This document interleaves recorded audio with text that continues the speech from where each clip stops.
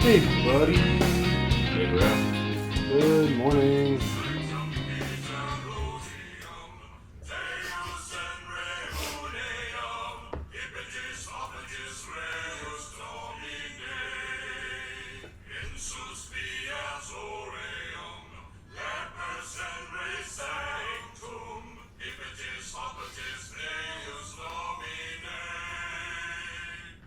Happy Easter, Kelly. Happy, hoppy Easter. Happy Easter. It's adorable. A lot of cute things happen for Easter. Yep. I got pretty much the cutest little niece in the whole world, and get to see pictures of her with Easter bunnies and her little brother, my also cute nephew. So that's been great. And then family chat's already going off with mom's heartfelt Happy Easter. And let's see if it's Justin or Joshua. Justin's. That's a silly little picture. But Ashley's gonna love it when she wakes up. It's Gowron with an Easter egg. Having a good day. Having a glorious Easter. That's what makes me smile. Tell you what made me smile. So, you got here a few minutes ago. We were just doing a little pre-show chit-chatting and talking about you kind of waking up maybe a little later than you were planning on. Sure. I did the opposite. Not by a lot, but I had my alarm originally set for 7:30. Yeah. And I got up about 7, and I was like, I really want to go back to sleep, but what am I really going to get out of 30 more minutes? Mm-hmm. So, like, screw it, we'll just get up. I got up, and then I have blackout curtains over my window, but, like, they don't fully black it out. Like, I can still, like, because it's not airtight seal, I can see in the cracks. I can see what's going on. And it was quite dark. And I was like, what's going on? Why is it so dark? And I was like, oh yeah, it's maybe supposed to rain today. And then I look at my phone, and it's like 100% thunderstorms. So like, is it thunderstorming? So like, kid on Christmas morning, like, throw my clothes on, get out of bed, go outside, and yeah, it wasn't like a massive storm, but it was definitely a good storm. I saw a little bit of lightning, heard a little bit of distant thunder, and that always just sets a good mood for me. Maybe if I was like around rain all the time, Yeah. it would really bum me out. I doubt it, but maybe. But I mean, at least around here, we get it so little. It's just such a special occasion for me that I just I want to go out and play in the rain every time it comes. And if I get lightning and thunder, then that's just icing on the cake. I feel that. Yeah, I definitely like hearing the thunder from inside the house, and unfortunately I'll sleep through it, because it's a good time for me too. Ashley, I think not so much. I similarly woke up like 7:30, 7:45, and Ashley's already awake. Very rarely do I wake up and she's not in bed, versus the opposite of she'll wake up and like I'll be long gone. Right. But looked at my phone, and a minute ago she had texted, like at 7 whatever, she had texted me a picture of the backyard of Bunny in the rain, because we get buns in the backyard, and had been raining, and yeah, poor kid, not having a good sleep situation. She might sleep in a little bit later. Not me though, I'm awake. Soon.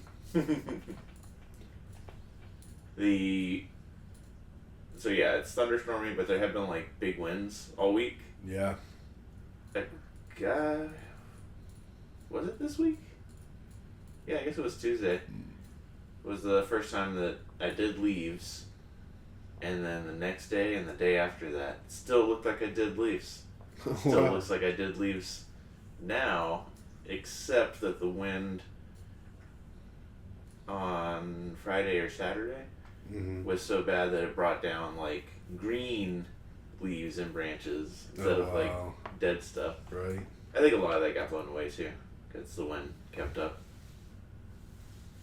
But that's farewell to the old and broken. Yeah. Leaf season is over. Mm-hmm. Spring is thoroughly sprung. Yeah, we've been putting off doing our leaves for, like, I think you've probably done your leaves 3 or 4 times, yeah. since we, like, should have first done them, but we were like, wanted to wait till we only had to do them once. And it was looking pretty bad, but then I guess one day, our neighborhood had one of those street cleaners come through the machines and sucked up a lot of leaves that were like right up on the edge of the street in front of our house. So that bought us some more time too. And then I was fully prepared to do leaves this weekend, but I guess Jared just got on a kick, and while I was out of town this past week, he did them himself. So big shout out to him, because like leaves are my least favorite thing to do out of anything outdoor yard related. I will do everything else if I don't have to do the leaves. I'll do everything else multiple times if I don't have to do the leaves. I hate doing leaves so much. I don't know why. I remember being a kid, and like maybe that's where it came from, because like growing up, at least in one house, I mean, I grew up in so many houses, but in like the first house that I lived in, that I started forming memories that I still have now. Even then, I remember I was probably like 6 years old, maybe even 7, but like having to help with leaves out in the front yard. And we had a pretty big front. I mean, it wasn't massive. It was massive to me because I was a little kid. Yeah. But even still, like, it's definitely like bigger than yours and ours right now combined. Like it was not a small front yard. And we get so many leaves and so many pine needles, because it was in the area of the pines. So tons of pine needles too. And I remember we'd have to do leaves, and we'd have 20, 30 bags when we were done. And it was just, the needles would poke me, and I just remember hating it so much. And I still, to this day, just hate doing leaves with my entire soul. So, appreciate that Jared did it, but I feel bad because I didn't expect him to do it by himself. I wanted to help, but we'll get him next time. So in doing the leaves at our place, I think you're right, I think it was 4, not 3 times. But yeah, we couldn't wait, because it would have been like 20 bags. It would have been an obscene amount of bags. And for me, the blowing the leaves, I tried it like starting in different places, but the blowing the leaves takes a lot of time, but not a lot of effort. Like I'm just listening to a podcast and just walking and doing this number. But then once they're all in a pile, I send you guys a picture of the pile. Yeah. Because that's the part where it takes so much effort. I got those big gray claws. Have you seen them? I don't know, but I know Jared got something very similar. Okay. I get like 8 or 9 bags and just like start opening them, and I like have to get into a mindset of like the faster you go, the sooner it's done. You know? And I get it done pretty fast now. Yeah. But definitely before, when I was like, how can I use the sucker maybe to help me, or how can I be smart about this? It just took way too long. It was like, no, brute force this. And now it takes much less time. Yeah, it's funny, like, maybe there is a quick, easy way to do it if you're willing to spend a whole lot of money. I guess probably more than it'll just cost to, like, pay people to come do it for you. But we've tried, like, everything, bought all the gadgets. Like, we have, like, a lawn vacuum thing that sucks leaves up, mulches them up, and, like, shoots them into a bag. Yeah. And you just dump the bag into a trash bag. We have one of those, too, but it's far too underpowered. I mean, ours has power, but it's still just, it takes forever, and it's quicker to just put them in a pile and then scoop them up by hand and put them in a bag.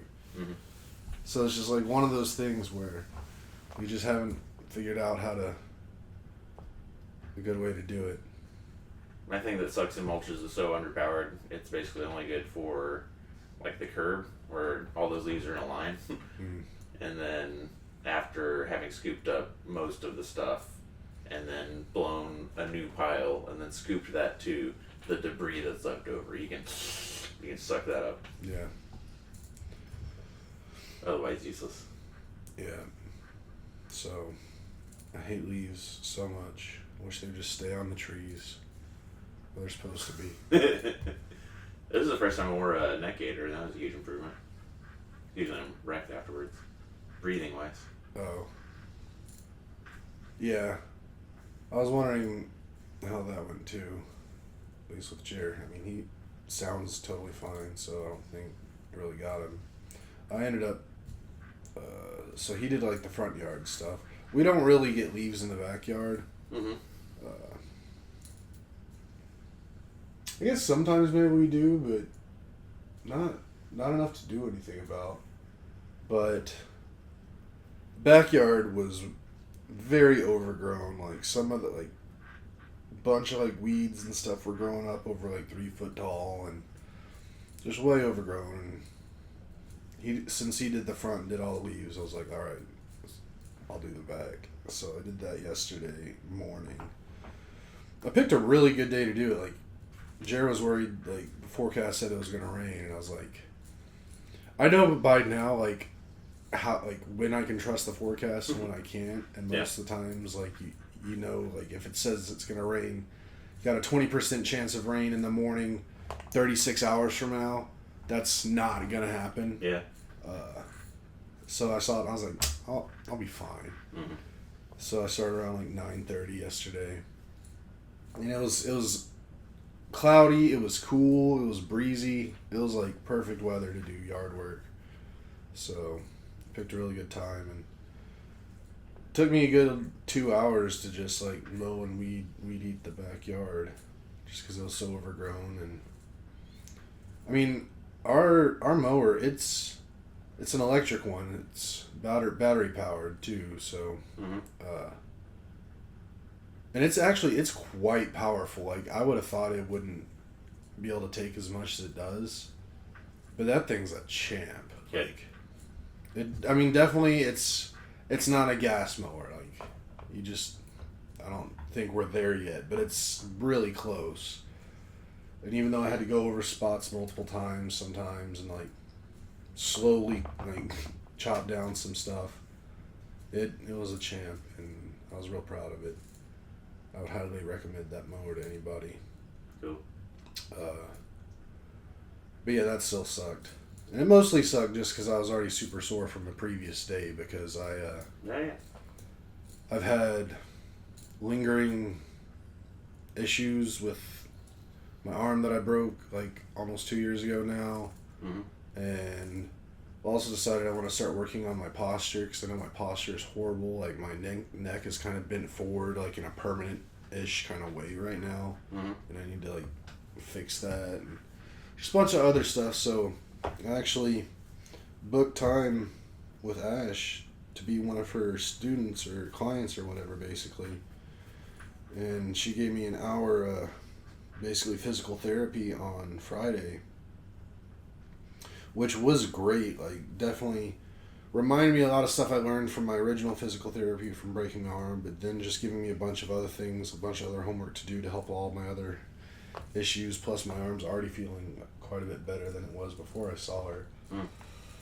But I tell you what, like, since I'm not very active and I don't do a whole lot of physical stuff, the stuff we did in that hour, I felt fine afterwards, but the next day, like, my thighs were just dead, like so painful to like stand up, sit down, really do anything.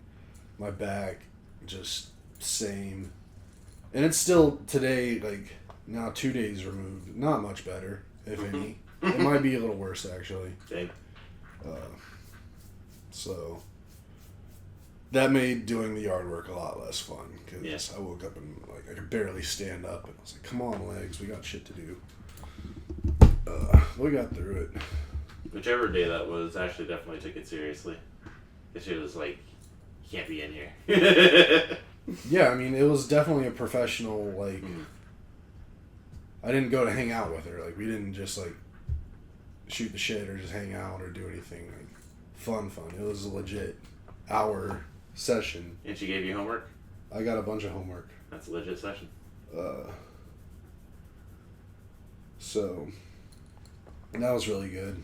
I might think about maybe not becoming, like, a regular weekly client, but maybe, like, a monthly or bi-weekly of hers, just because, I mean, she knows her shit, and there's a lot about me that I still need to get right, and having guidance would probably be better than just doing it on my own. Plus, something else too I remembered about when I had PT when I broke my arm is, like, I do a lot better when, like, I guess I have to be held accountable by someone, or if, like, someone's gonna see if I'm doing what I'm supposed to be doing or not. Mm-hmm.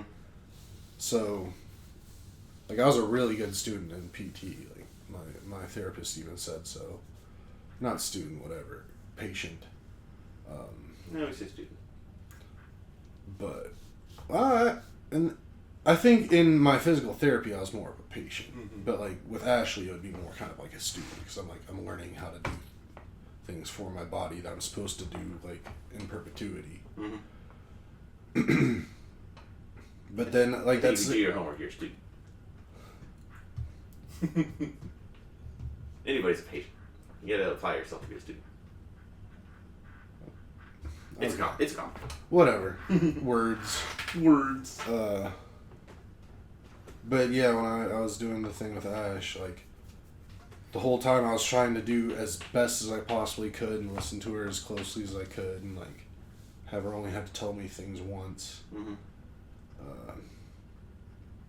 And then it's like, yeah, I don't want to have, like, wasted that time by not trying and getting better. So Yeah. So yeah, that was a really good experience for me. I really enjoyed it. Plus, I hadn't seen the gym in years now, probably. Got to see all the new gear, and that was real nice. Yeah. And I actually got to meet some of her other clients as I was leaving when they were coming in. Mm-hmm. They seemed real cool. Annie and Ethan. Yeah. Yeah, they're great. Yeah, they seemed really cool. Everybody loves Annie. She's very upbeat. She, like, I definitely, like, got the vibe from her immediately. Yeah. Like, real cool, like, real bubbly, energetic. So it was really fun getting to meet them.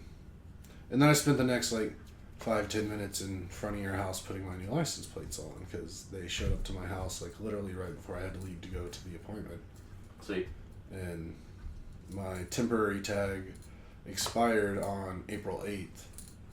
And I hadn't gotten around to going and getting another one, because they said it was taking longer than normal, and I probably wouldn't get my plates before my tag expired, which I appreciate the heads up, and I wasn't worried about it. And I wasn't even that concerned about having it expired for a week, a little more, because I think cops, at least around this area, have started caring a lot less about those little minor things. Mm-hmm. There's just not enough cops to waste their time with those things.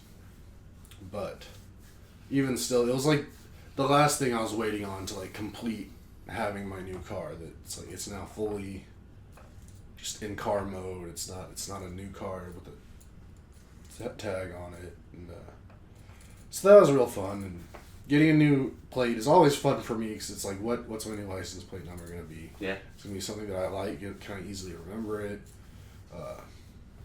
And I got one that I really enjoy this time. Like, it's very easy for me to remember. Yeah. So, I don't think I've ever had a license plate number where, like, I saw it once and, like, now I know it forever. Yeah, I'm only think I know my license plate right now. I'm right, mixing it with Ashley's. My last license plate, I knew the first 3 letters, but then there were 4 numbers, and I couldn't always remember what those 4 numbers were. But this one, I know it all, so that's pretty cool. So as soon as I got those on at your place, because I brought them with me, and I just wanted to have them on. since I've had the car for a little over 2 months now, and it is a white car, so there's a lot of pollen on it. There's a little bird due. I was like, I've been waiting to get a car wash, like its first car wash with me, but I wanted to wait until I didn't have the paper plates, so the paper plates didn't get ruined going through a car wash. Yeah. So I went to this car wash right by my house here, the one right next to Buddha Burger. That one? Mm-hmm. And I was really actually debating. No, actually, I went from yours and Ash's place. I went to go see my brother, and then leaving my brother's, I was contemplating whether or not I wanted to go get my car washed, because I was like, well, it's supposed to rain the next couple of days, and I was like, well, what does that even really matter? Like, all this stuff isn't going to come off in the rain. Could make it look worse. Let's just do it. Like, I've been wanting to do a car wash, because like my last car, I couldn't take it through like the drive-through car washes because it had an old school like actual antenna coming out of it that would break off, and like you needed to like get a wrench to like take it off. It wasn't something you could just retract. Funny.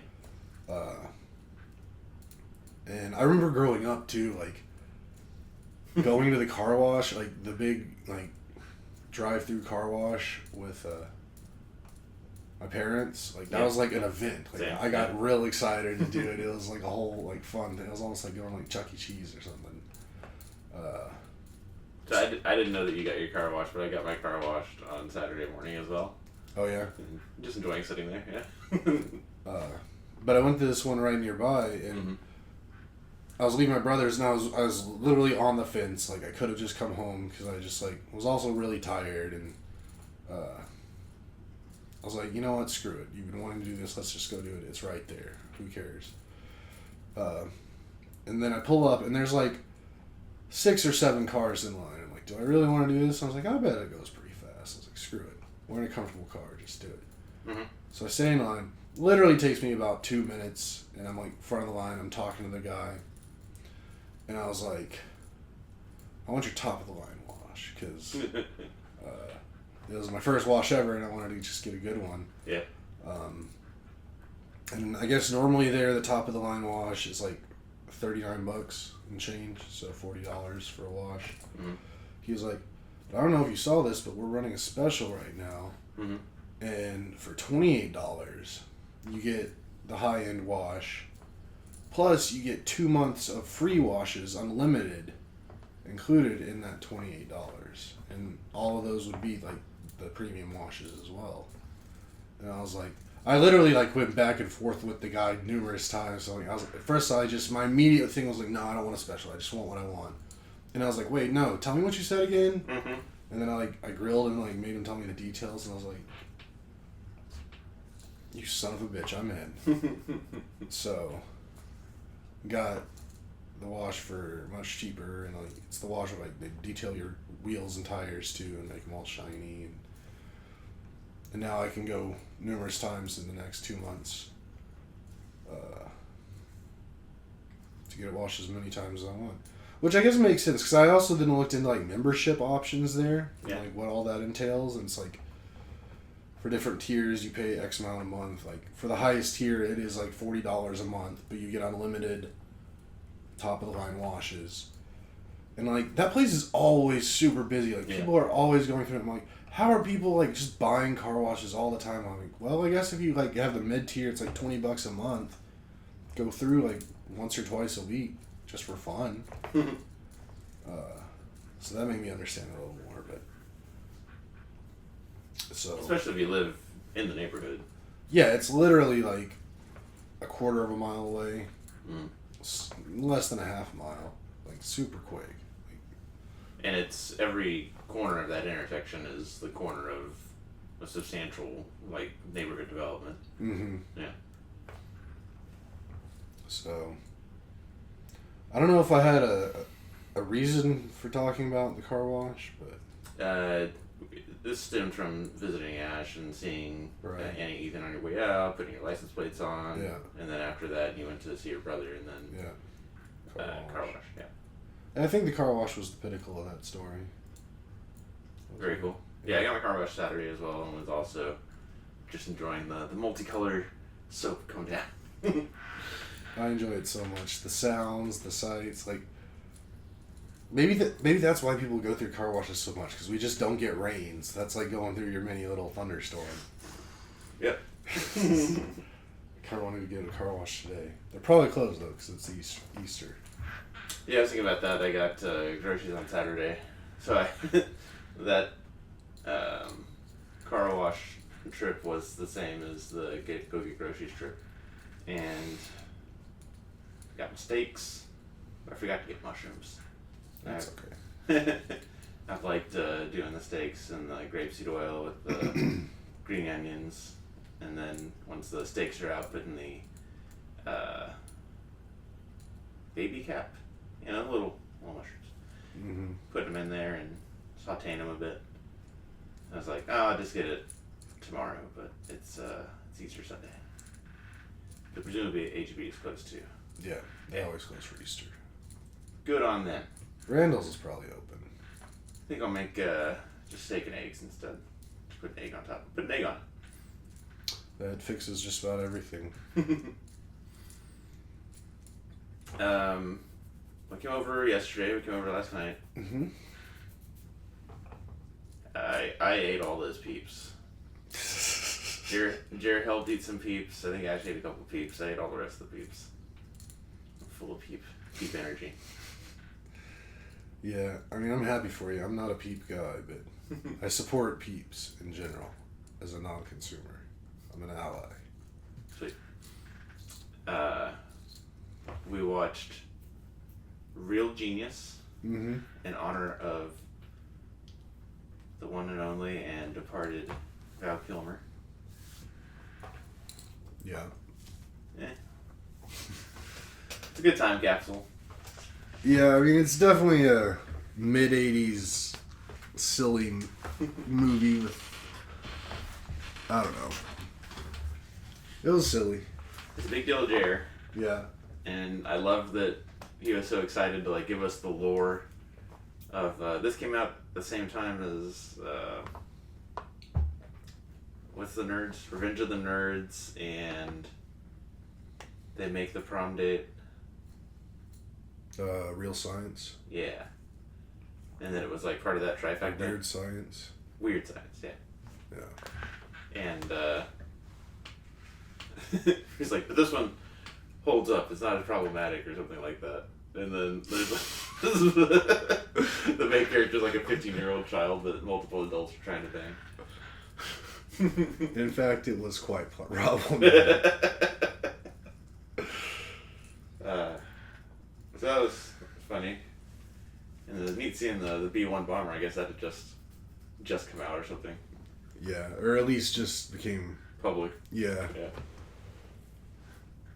Yeah, it was it was interesting seeing Val Kilmer so young, because it was his second movie ever, I guess. Mm-hmm.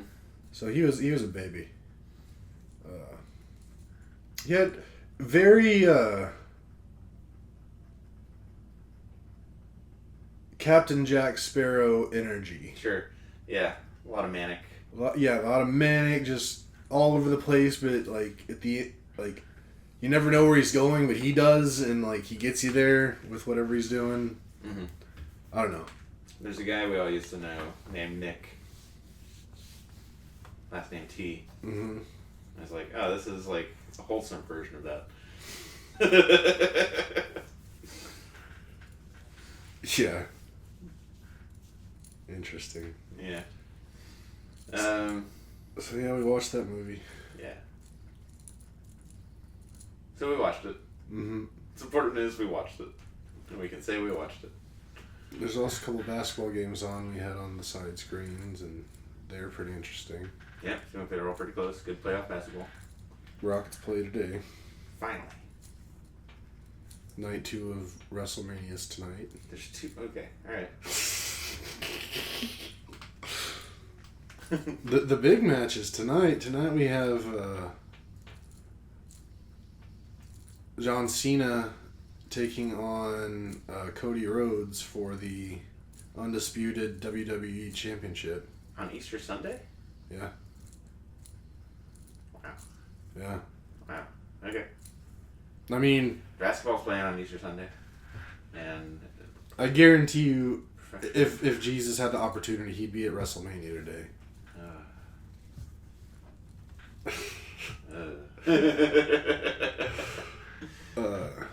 So that's going on. I got some sacrilegious things to say too. It's all good. I don't think that was sacrilegious what I just said. Yeah, I'm sorry I'm such a wrestling fuddy-duddy. But I am shocked to find out it's a 2-day event. And for me, a 3-day event, because once I saw McAfee was there on Friday, I was like, I guess I'm not watching today. I mean, I'm not into it at all. Mm-hmm. And I was even telling Jared this, because like, I did have it on my phone, and I was like kind of following it throughout the night. Only reason I'm doing it is because Corey and Jamie chat about it, always bring it up every year and talk about it in their chat. And I just want to be able to like be in their conversation, like have something to talk about and just like engage them to like be closer with them. Mm-hmm. So if it wasn't for them, I would not care us at all, but I do it just to like have them remember I'm in their lives. I'm like a step behind you. Yeah. Like if I was going to follow it at all, it would be because I love them. I love Corey and Jamie. Yeah, I don't follow it like when things aren't happening. Like there was matches going on. I had no idea who they were, and the whole time I was trying to figure it out just so I could say something in the chat about it. And like one guy won a match, and I was like, okay, who was that? And I was like trying to figure it out, and then I saw it in the stadium, like his name was like up on a sign, small in the background. I was like, oh, okay, that's his. And then I like double checked, make sure that was actually his name.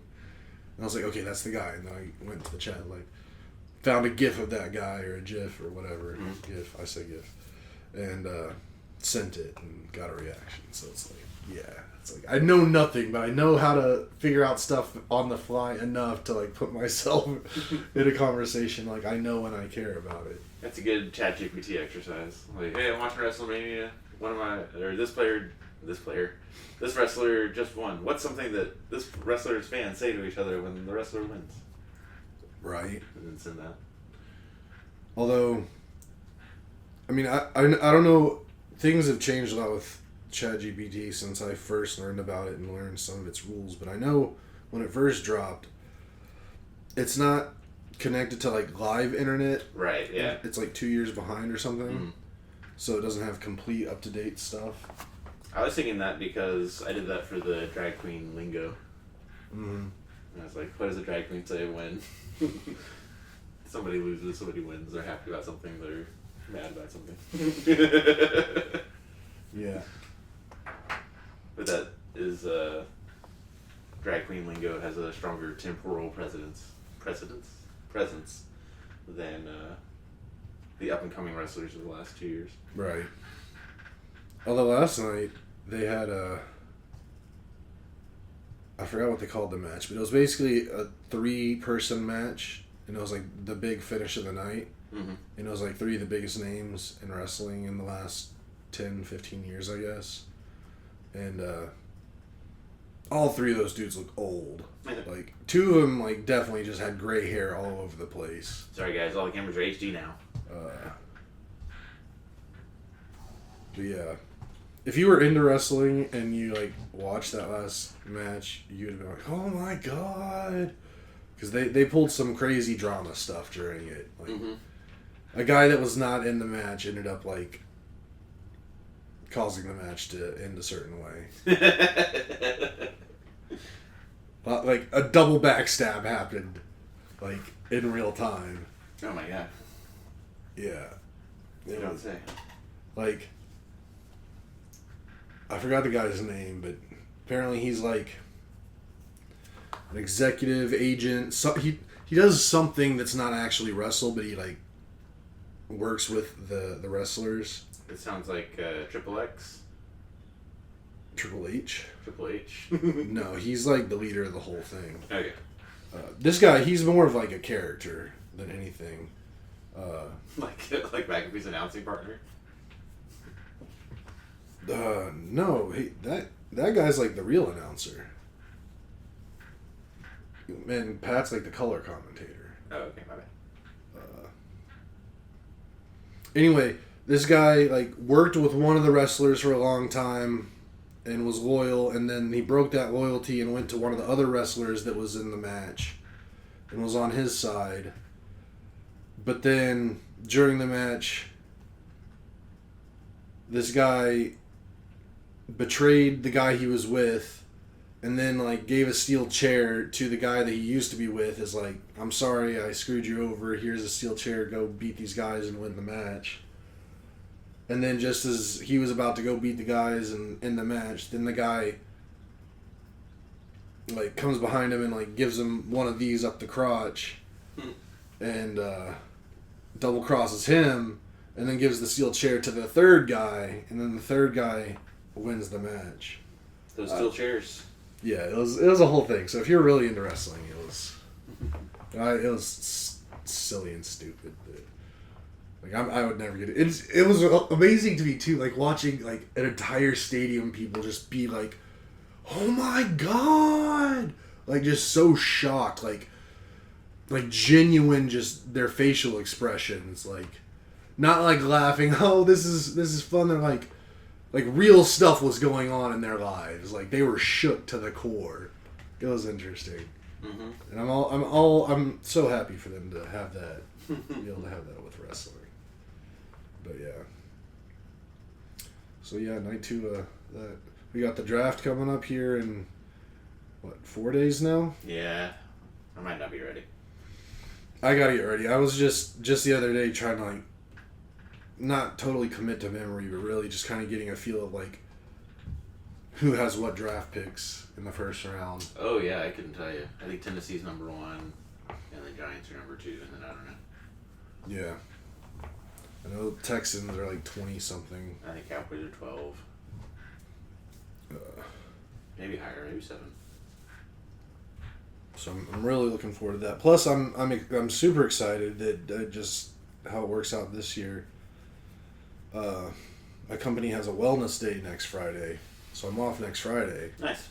So I can. Well, I like to party real hard for the draft, but this is no party year for me. Mm-hmm. But still, I can do whatever I want and not have to wake up for work the next day. So that's exciting. Heck yeah. Sorry, go ahead. No, you go. With the draft, I think that kicks into motion our beginning of commissioner off season. Yeah, it's kind of like the start of the league year for us. Try to contain your excitement, but Yahoo's first draft of the fantasy NFL season, May 28th. Is this a real one or a... Oh my gosh. Nathan, you have a problem. I do. Is it a money league? It will be, yeah. It'll be a big money league. That is just too silly. Yeah. Yeah. Did not break even last year. It's alright, you'll get it back this year. That's right. And some. That's right. Double up. It's probably best we don't live in our legal gambling state for you. Possibly. I'm just kidding. That's exciting. And then yeah, commissioner's off season. My bit of Easter sacrilege is that I've gotten into this new video game, and it is in the Total War franchise. Mm-hmm. And it is Pharaoh. So before the modern era and World War II and World War I and Franco-Prussia and Napoleon and all the, the U.S. Revolution and all the religious wars of the European continent, and before Charlemagne and all the Christians versus Muslims and Middle Ages and late Roman and Roman Empire and Roman Republic and before Alexander the Great. There was a lot going on. And that's what this game is set in, the Pharaoh period. It's like the Greek Odysseus, like Trojan War era, like centuries before Alexander the Great. Mm-hmm. And they released this game 3 or 4 years ago, and I was one of the first people to play it, and it was set like specifically in that Egyptian region. Yeah. And within 4 weeks, probably within 2 weeks of releasing it, they literally refunded everybody their money and shut it down. And put out this statement that was like, it took however long it took to make this game and get here. Mm-hmm. And as a whatever team, we've decided this is not our standard. And we've refunded everybody. We're taking this back to almost basically square one. And we're going to re-release this in a couple of years. Deep apologies, but this isn't what we... Like, this is not a good enough game. And this was after they released Three Kingdoms, which is like their... In Chinese history, there's a period of time that's called like the Romance of the Three Kingdoms. And it talks about like, or it tells the tale of a famous emperor who died, and child was like was the regent, or no, there was a regent assigned to the child who was like the emperor in name only, but like they're a child that can't make decisions. And all the other like factions and families and all that were like fighting to be the regent or influence the regent, and it was much like professional wrestling, a lot of backstabbing, a lot of drama. But that was a very successful game that I've also sunk a lot of hours into. And Pharaoh came out after that, at the same time that they were working on like Warhammer, which is their, you know, like the Warhammer 40k universe. Mm-hmm. They collabed with them and made like a fantasy setting with all the Warhammer factions, but like a little zhuzhed up. Yeah. Which I haven't even, I've played the first game, but there's a Warhammer 2 that I haven't played, and in chunks they will release like, and now here's access to a new part of the map. And I did like 2 or 3 of those, and it just kept getting more and more huge, impressively so. So when I started playing Pharaoh, like that first go around, I was like, oh, this looks interesting. But I guess pretty quickly, had I kept playing, I would have ran into like, oh, this is a much smaller game than the other games. And I say that because years and years later, they re-released the game, and it's been going however long it's been going. And now I'm jumping in, and this game is huge. Like, it chops Egypt into many, many, many pieces, Mm-hmm. and then goes up the Levant, and then Turkey is chopped into many, many, many pieces. Asia Minor is chopped into many, many, many pieces, and then crosses into Greece, and that's chopped up into many, many, many pieces. And then from that Asia Minor, you go east, and that's chopped up into many, many pieces down into Mesopotamia, and that's like the map. And it's 5 major cultures of like the Egyptians, the Hittite, the Canaans, whatever, like Mesopotamian, whatever that's called, maybe like Babylonian. And then for the Greeks, it's all those like Trojan War era, Agamemnon, Odysseus, just all those, Ajax, Achilles, they're all got like a little kingdom that they came from in the Greek city-states of that era. And like I'll play through you start out as Ramses, or like, I guess you could start anywhere, but I started like what I started last time. Like I don't think they had the Greeks. I don't think they had a bunch of that stuff when they released it the first time. But I'm gonna play a playthrough as Ramses, which we're doing now, and then I'm gonna go play as like Odysseus, and see what that's like. And it's just a hugely impressive game. It's enormous in scale.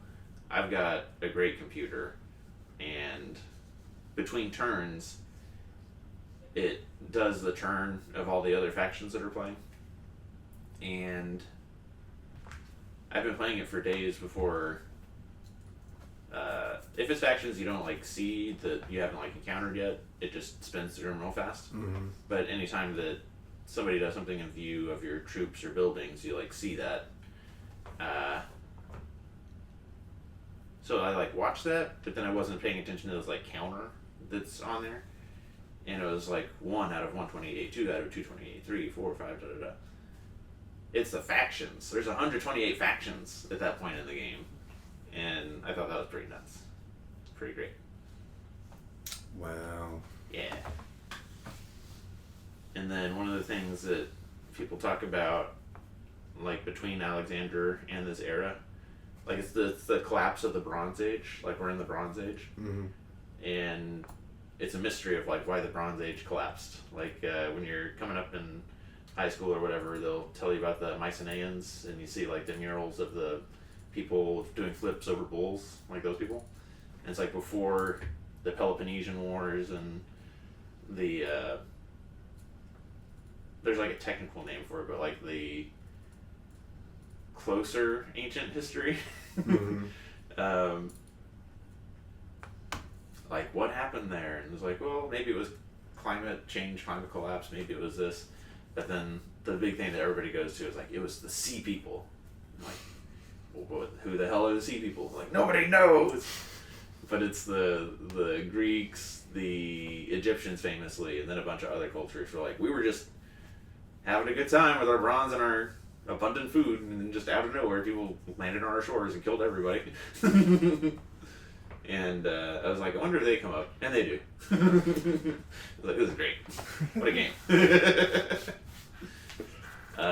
Yeah. So my bit of Easter sacrilege is that I'm loving the game Pharaoh. Let's go, Ramses. Ramses forever. That's silly. Let my people go do awesome things. Well, I'm happy for you that you have a game that's just you really enjoy like that. So I did want to ask you, I did want to come into these where the current events and the updates are great, but I want to pick your brain a little bit. I want to ask you a question. Okay. Based on that, like, do you think you have a favorite time in history to study, or that you would want to like go to and be a part of? Any particular part of history stand out to you? You know, you kind of gave me this prompt before we started, so I had time to think about it in the background, but I forgot to think about it in the background. But I guess it also just kind of depends on like what kind of access will I have when I get to this time. Am I just... Let's say to do whatever you want to do whatever I want to do. You can take the place of any person, or you could be like a person who's never existed in history, but you can trying to do something in that time, you can do it.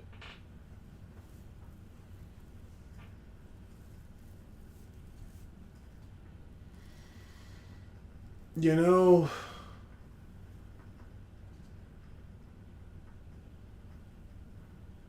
honestly,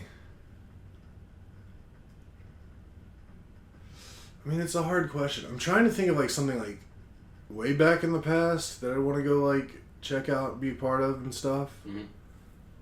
But I think most stuff, once you get before a certain time, probably sucked pretty hard. Just because, like, no AC, no toilets, no potable water, stuff like that. Yeah. So I don't know if I really want to deal with all that. Really, my gut reaction was to go back to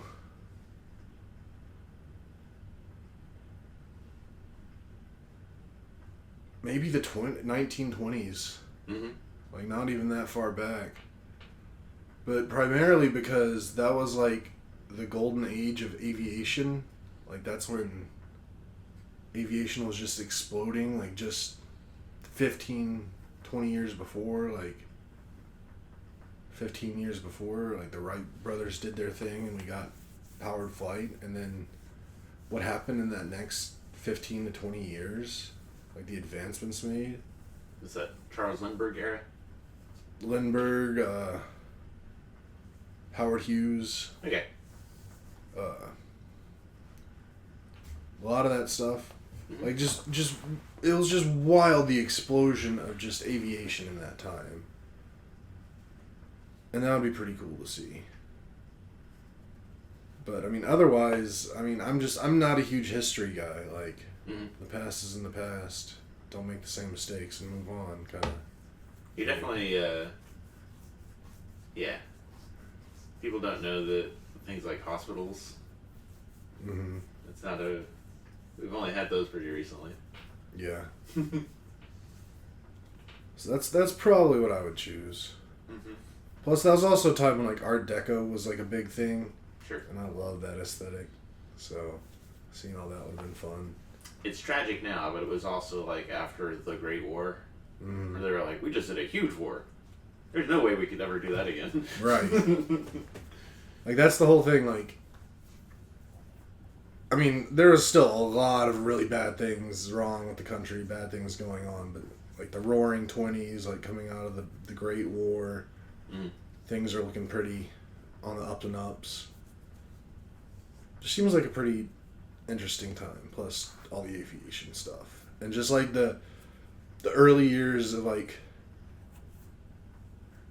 different airlines, like TWA, Pan Am, like, the companies that just really opened the entire world up. Like, that was the age when like, somewhat regular people could, like, travel the globe and, like, go all over the place, where before, like, everything was just so far apart that for the common man, or maybe a little higher than the common man, but still not the elites, like, could actually start branching out. Yeah. And seeing the world and going to places and cultures start mixing more, and I don't know. So yeah, that's my answer.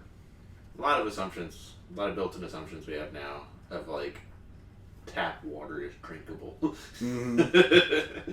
You can go to a hospital. I think the most contemporary one is, like, how far do you have to go back before you can't just, like, text or call or instantly communicate with somebody? It's not that far back for us.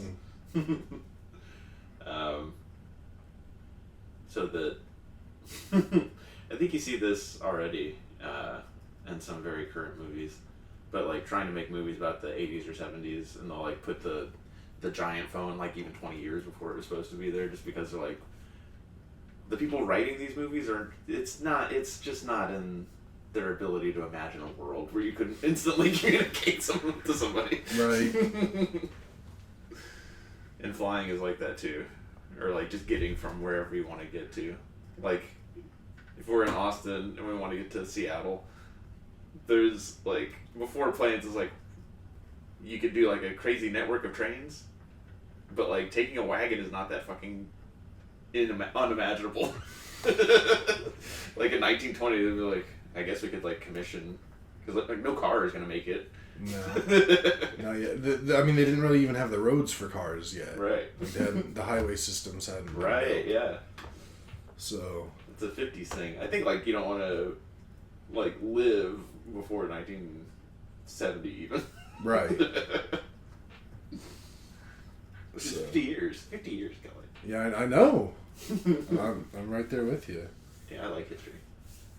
I mean, I find, like, the 19th, 20th century to be a good sweet spot for me in terms of stuff going on. Just because, like, that's when, like, stuff really kind of starts popping off. But like, go back further than that. I mean, would it be kind of cool to go back and see dinosaurs? Yeah, but then I'd probably die. Because, like, how do you go back to dinosaur time? Like, there's nothing, literally. Mm-hmm. And then, like, there's fun little events scattered throughout history, but it's not like... It's like an event every however many years. Yeah, yeah. Whereas in, like, once you hit the 1800s, 1900s, like, stuff starts happening at a pretty good clip. So it's still pretty entertaining. Yeah. You get to see a lot more. And it used to be those events that would happen, like, you had to be in the court. Like, you had to be somebody who knew the king. Right. Whereas, like, there's still, like, millions of people who didn't know that, like, flight was happening and stuff. But if you lived in any city, which, like, 1920 was, like, a 50-50 proposition instead of, like, a 2-98 proposition. Well, I mean, if you were in America, like, you knew about that pretty much wherever, because everybody had radio, newspapers would make it everywhere. Nice. So that, like, you'd know about that. Mm-hmm. Just like even World War One, like, people knew about that. They got news, like, newspapers and radio was big. So, yeah, I don't know. That's my answer. Word. What's yours?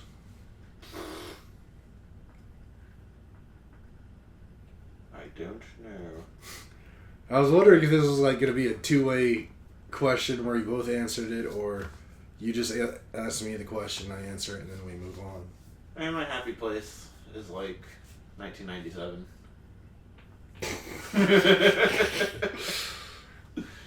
Not just for like me personally and the 8-year-old I was then, but also just like where the world was. You were not 8 years old in 97.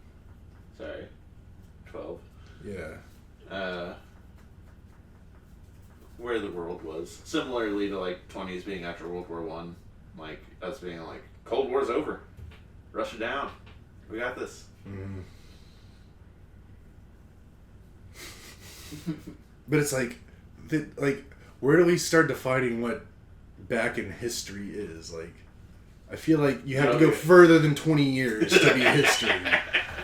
Like before you're born is history. Your answer is a great answer. For all the same reasons. I thought you would land on like a Howard Hughes situation. But that's... I guess I should say post-World War II then. Because that was also like after a Great War and the U.S. was booming. That was going to be my next choice just because of the whole space race. Nice. Because that would have been really cool to like be around when like Mercury goes up for the first time, when Apollo goes up for the first time, when we step on the moon. Living through that, like, that would have been pretty sweet. I think the Napoleonic era is pretty dynamic, where it was like always something going on between the British and the Russians and everybody else, and then the French. But yeah, I also don't like scurvy and cholera. Electricity's pretty cool. Electricity's pretty cool. Then also, I do like the romance of like manners and competence going a long way. Yeah, for sure. Although I think we still had that up to a certain point in the 1900s. Yeah. And that maybe not as much, but definitely there was remnants of that. Word. Okay. Well, you asked me a question, so I'll ask you a question. What's up, guys? If you had to just drop everything you have right now and go move to another country for a full year, where would you go to live? If it was completely just your choice, you could, like, to do whatever, live however you want in a location that you would want. Easy answer is Ireland. Are there any magical powers, like I speak the language? We can say that you know the language. Like, I don't want that to be a barrier, so you're only stuck with, like, the English-speaking countries. I think Japan. Really, that was like not on my guesses for what you would say at all. Yeah, I think Ireland and the Irish way and their ethos is probably the way that like we should all try to live. But I like the idea of going to Japan for me is like kind of going to an alien world. Afghanistan was like this a lot, where it was like geographically it looked very alien, but then also the culture was like out of Star Trek, where it was like you landed on a planet and they're very honor based and all that. And Japan is kind of like that too, but instead of like dirt and like Being how stuck in the past. yes, how stuck in the past can we try to be? That it's kind of the opposite of that, but then it's also like hyper disciplined, and they are not into being a melting pot. Like there's the Japanese way, and you will either conform to that or you will be like in a cast of outsiders. Yeah. And that's how it's like going to an alien planet, and that's fascinating to me. And I've studied a little, like the employment, like what is it? Like a big part of the MBA program is like working with other countries. Mm-hmm. So like if you had a team in Brazil, if you had a team in Africa, if you had a team in Japan, and how they're all like very different. And there's a specific person who studies it and makes graphs out of it that everybody goes to their Hofstadter. If you're ever like, I've got to move or I've got to work a team or whatever, I need to understand like the cultural differences in employment or employee dynamics. Hofstadter is the guy that you go to, and yeah, Japan, different place, and they seem to be pretty good at it. Yeah. Japanese seem to excel at being Japanese. I mean, I'm pretty sure they're the best at the world at being Japanese. Mm-hmm. I really like that answer. I don't know if that would be my actual choice, if that was my question, but I definitely do want to travel to Japan and, like, spend at least, like, a couple weeks there just really checking it out. Because there's some beautiful parts of Japan, too. Like, it's not an ugly country by any stretch. Yeah. I'm trying to remember which city in Japan I decided I really wanted to go to.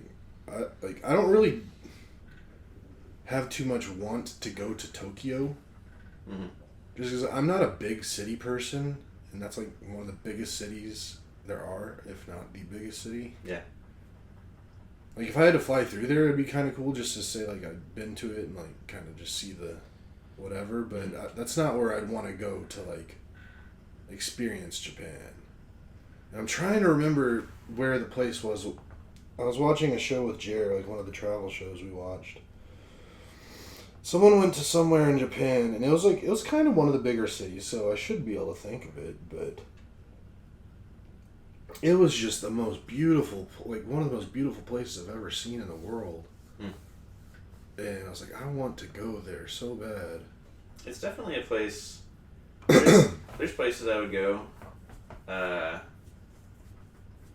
Even in the U.S., like there's cities I would go to or be like, I don't care. Like I don't care that I'm not from your city. Mm-hmm. Like I'll still walk like this. I'll still make eye contact with everybody. But like New York, I wouldn't do that. I would humble myself to that, and because I just like it is intimidating. I imagine being like crushed or like drowned by the amount of people and mass and volume that I'm a small part of. Mm-hmm. And then similarly, there's countries that I would go to where it's like I don't care that I don't speak your language. Like I'll run into somebody will help me, like Ireland or Germany or a lot of like Spanish speaking places. Mm-hmm. But I would never do that in Japan. Like if I went to Japan, it would be like somebody in my party like left my country with me to come to this, and they speak fluent Japanese and they know people here. Like that's definitely how I would do that. Like if I was going to like the UAE or some like Islam is our religion country. Like I wouldn't just show up.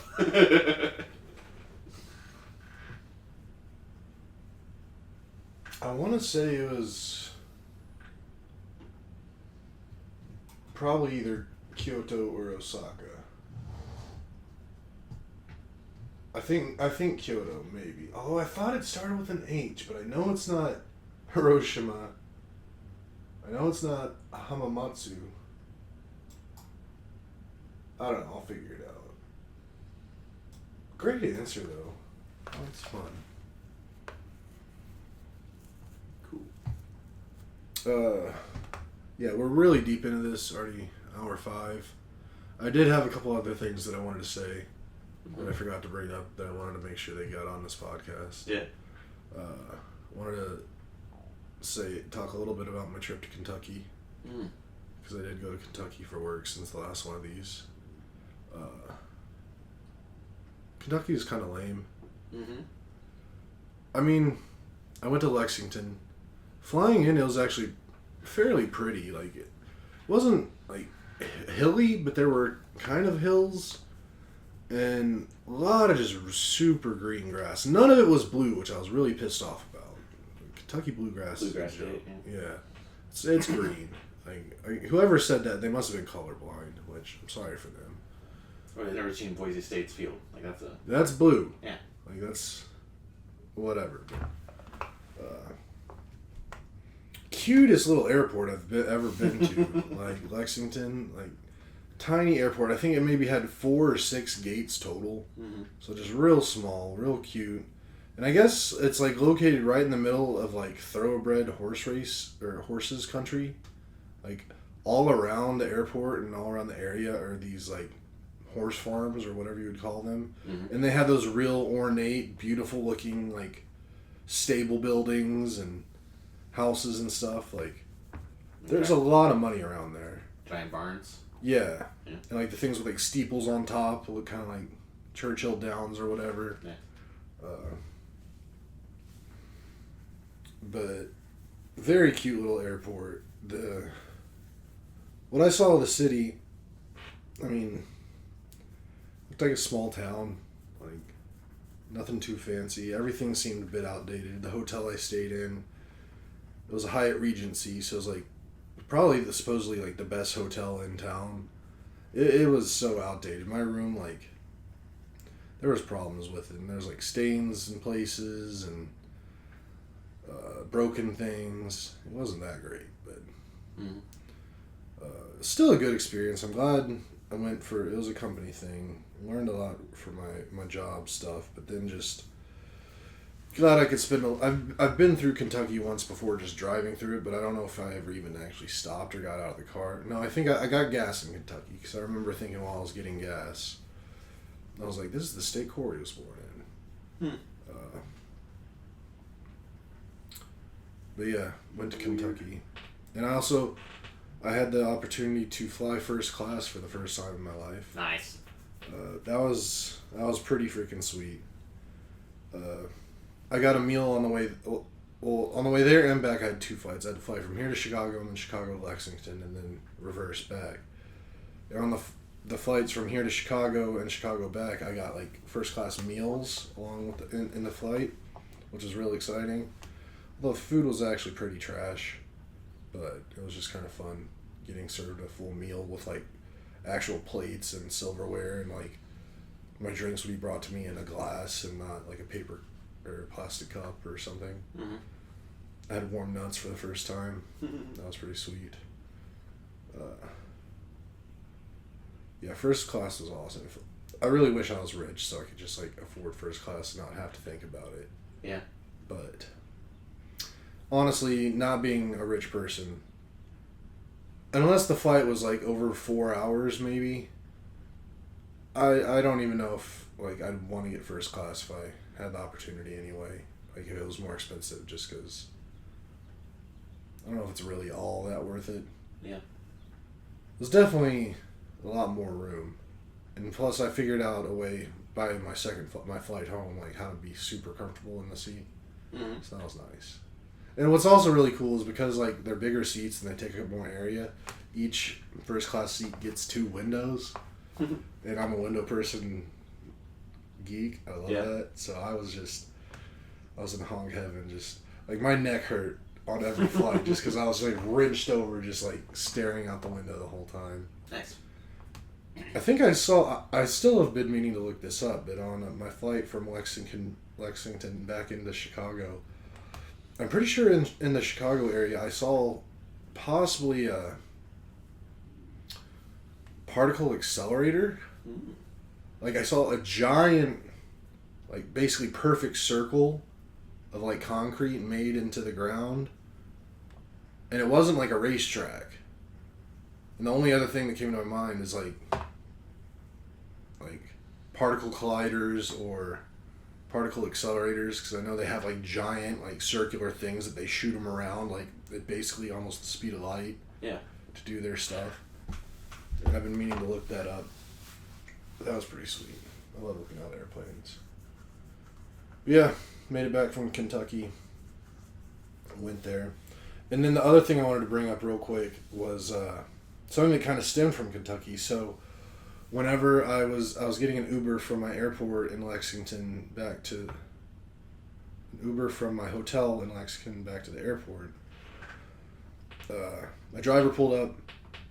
He was a foreign guy, and he was like kind of blasting some of his or some foreign music. But like when I started to get in, he goes and like turns off the. Well, there you go. That's it. Nathan just showed me the Fermi National Accelerator Laboratory, which is what I saw. I mean, it has to be. Very cool. Department of Energy, baby. But yeah, so this guy was blasting music. I was getting in, so he like goes and like turns the music off. I was like, don't turn it off because of me. Turn it back on because it had a really cool kind of beat. I imagine it was Indian, Pakistani, something in that region of the world. That was the kind of music that was playing.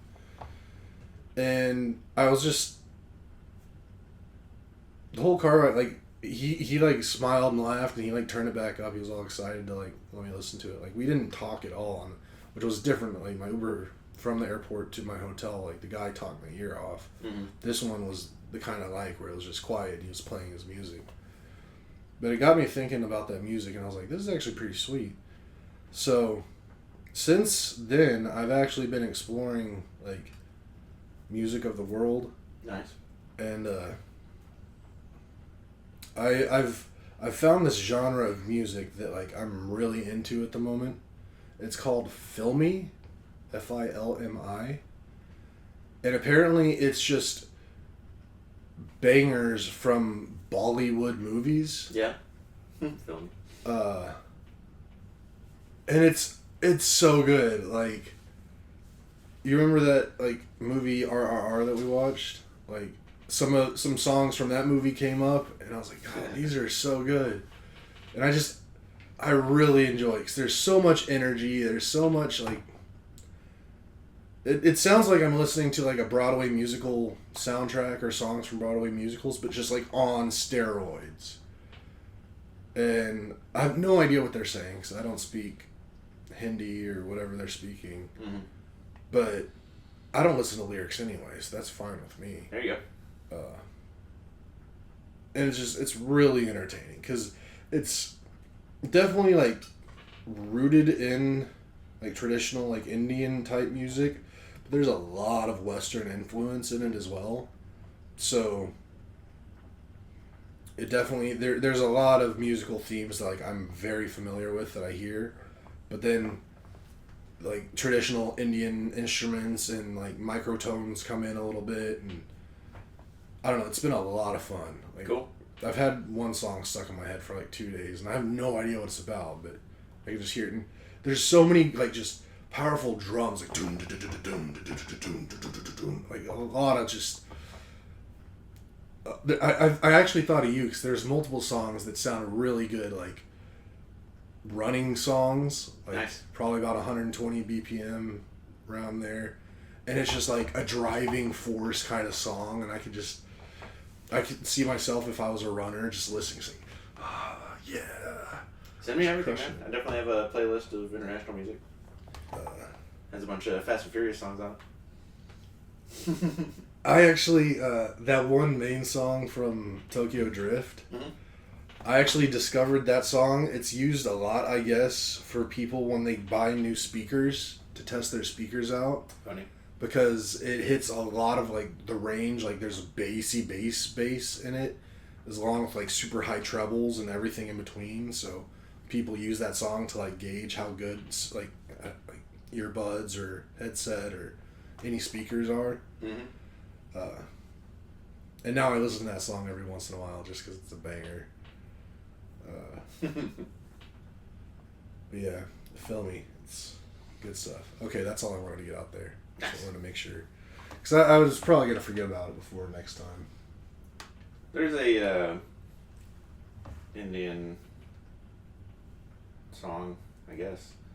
I was at a DFAC dining facility once, and it was for like not just U.S. forces, but like everybody in contractors, and it was.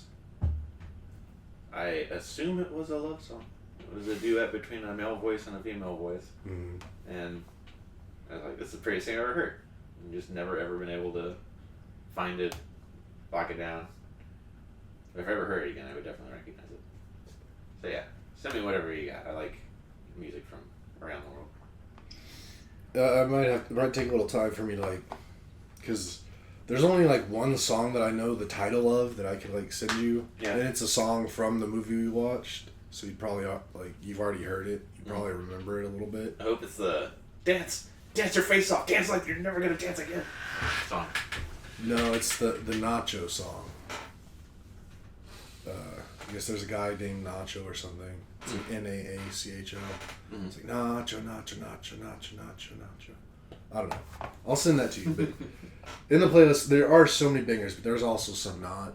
And Jared and I went to lunch today, or yesterday, and I was driving us, and I was having us listen to some of it.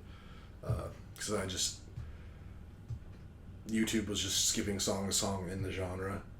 And I got like back to back, just kind of dud songs, and he was like, "This is really what you've been listening to?" I'm like, these are not proper representation of all the bangers that I've heard so far. Mm-hmm. So I'll find it when I find a couple real good ones. I'll send them to you. Sweet. Well, that's all I had. You got anything else? Nah, let's get it. Alrighty. Well, everybody, happy Easter. I hope everyone has a great one. Enjoy your day. Have a great week, and we'll talk to you next time.